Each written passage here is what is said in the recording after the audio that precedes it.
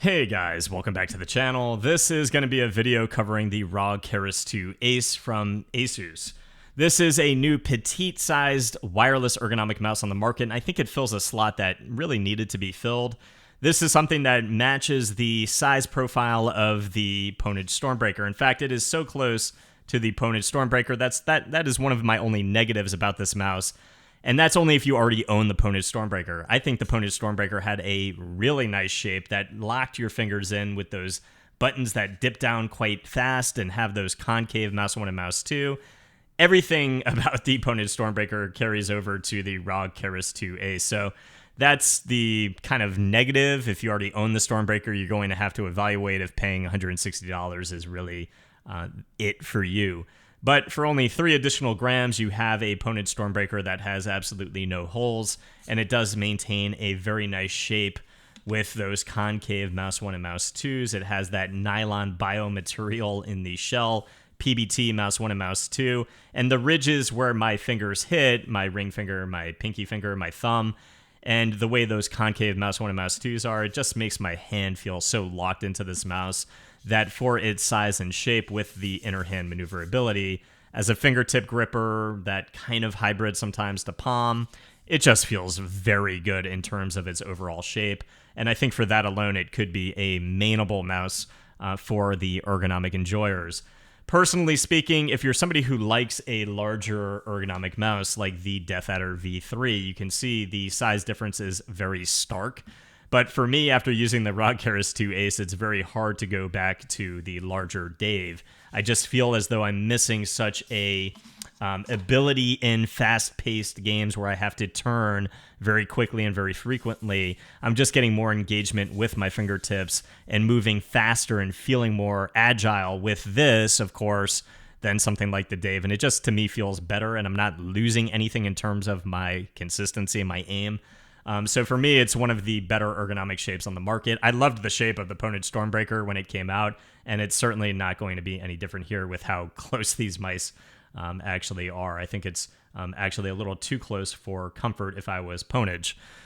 But overall, the Asus Rog Keris 2 Ace has better performance, hands down, no questions asked, than the Ponage Stormbreaker as well as the EC3 from Zowie. This is a, again, 54-gram mouse that feels absolutely perfectly weight balanced. It doesn't feel too far forward, doesn't feel too far in the back. It's really got a sweet spot, especially when you're whipping the mouse around. It feels absolutely fantastic. We've kind of already gotten into the texture of the mouse, but the coating, I just don't feel slippery. But another negative that I would probably point to is that the ridges do accumulate grime and sweat, and on the white version of the mouse, you can see in the ridges I've got just a few little dirt marks, sweat marks. Easy to wipe up with a microfiber cloth, but if you are somebody who sweats a lot, that's obviously going to be a much more negative side for you because the ridges are going to look very gunky. So just get like a little brush or something and clean those frequently, and you should be all right. But if your environment's very humid and you're sweating profusely, you might feel that the mouse is getting a little bit on the slicker side. But it does come with grips that actually do look quite nice. I'll just pull those out for you guys here. I've got them on the side. But the grips are very thin and also have a very nice stickiness to them. I mean, they are like paper thin. So if you were to actually use these, I think you would enjoy them. They seem absolutely phenomenal. I'm going to put them on after this review.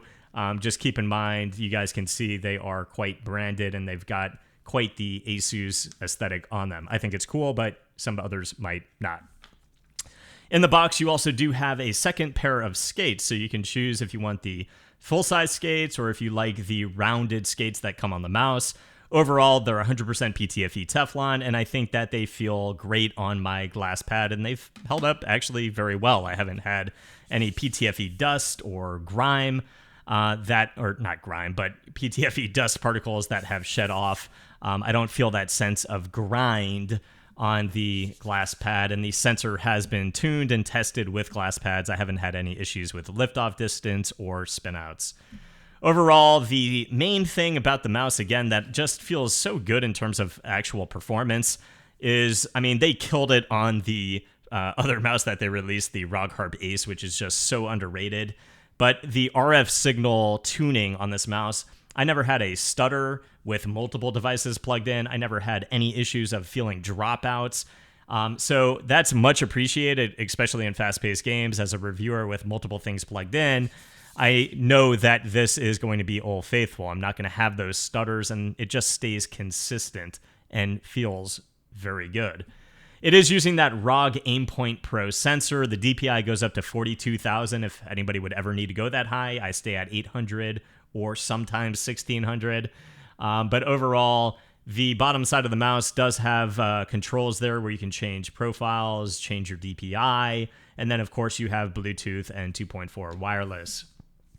The scroll wheel does have RGB, so if you were to change your DPI, for instance, you can cycle through the colors. I think it's a nice touch. If you wanted to open the mouse and save some weight, you could probably do some reduction there. But overall, at 54 grams, I think it's perfectly light as it is.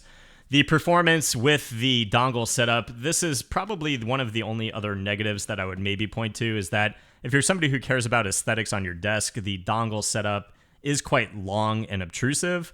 But if you're just putting it to the side, what have you, it's really not that big of a deal, but it is quite long when you have it set up in that 4K format. And it does have 8K wired. So if you're somebody who's going to utilize that, all the power to you. I'm sure it feels absolutely fantastic. My testing has only been limited to wireless, and that's what I intend to use it in. Overall, the mouse with 4K performance, everything felt consistent. It felt very good. It is using optical micro switches that feel great. Compared to the Ponage Stormbreaker, that's another thing I'll mention, is Mouse 1 and Mouse 2 on the Stormbreaker felt a little bit stiff, just for me, a little bit. It does feel quite a bit better on Mouse 1 and Mouse 2 on the Rog Keris 2 Ace, but surprisingly, these side buttons are actually still on the stiff side, which is also an issue that the Ponage Stormbreaker had. So that's just something I would throw out as maybe a potential negative, but certainly for me, absolutely no issue spamming those in game, and I use them frequently. Overall, out of all of my ergonomic mice that I have right now, which is actually limited to the Outset, the Ponage Stormbreaker, the Dave, and a few of the X-Lights, this is one of the best shapes that I think you will find on a petite-sized ergonomic mouse. Again, just that locking in of your fingers on Mouse 1 and Mouse 2, that concave bucketing is very appreciated. And again, the ridges just fall in the right position for you to lock in, especially as a fingertipper. It just feels so good, particularly on the glass setup that I have right now.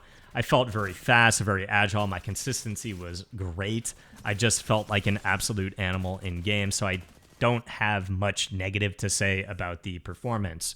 Again, I think that really covers it all. You've got a bio-based nylon shell. You've got the left and right buttons that are PBT. You've got that nice size, shape, and perfect weight balance, in my opinion. The skates aren't bad on glass if you're maining glass. I haven't really tested them a lot on cloth. But overall, I think they're fine for default skates. And then the 4K performance for me was absolutely fine. And that Speed Nova wireless technology with the Omni receiver, all that Asus branding, again, no dropouts. I felt absolutely phenomenal. I don't have much to add about overall build quality. Side flex, very minimal. Mouse 1 and Mouse 2, no switch grinding, minimal pre and post travel. The steps are very smooth and almost muted, both up and down. Mouse 3 is very spammable, and the side buttons, again, just a little bit of stiffness on Mouse 4 and Mouse 5. At 54 grams, only 3 grams heavier with no holes than the Ponage Stormbreaker. If you are somebody who is in the market for the Ponage Stormbreaker, you have a reason to look at the Rog Keris 2 Ace. I think it beats out, again, the EC3, and for me, I think it beats out the X-Lite size one as well.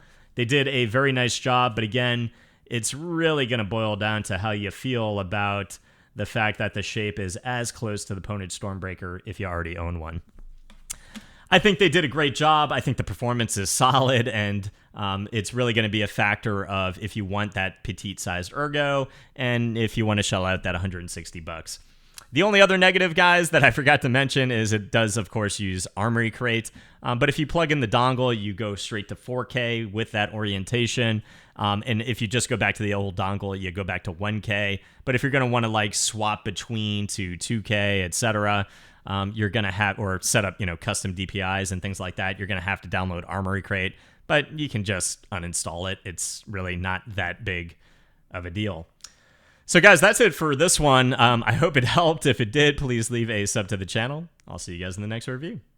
Peace.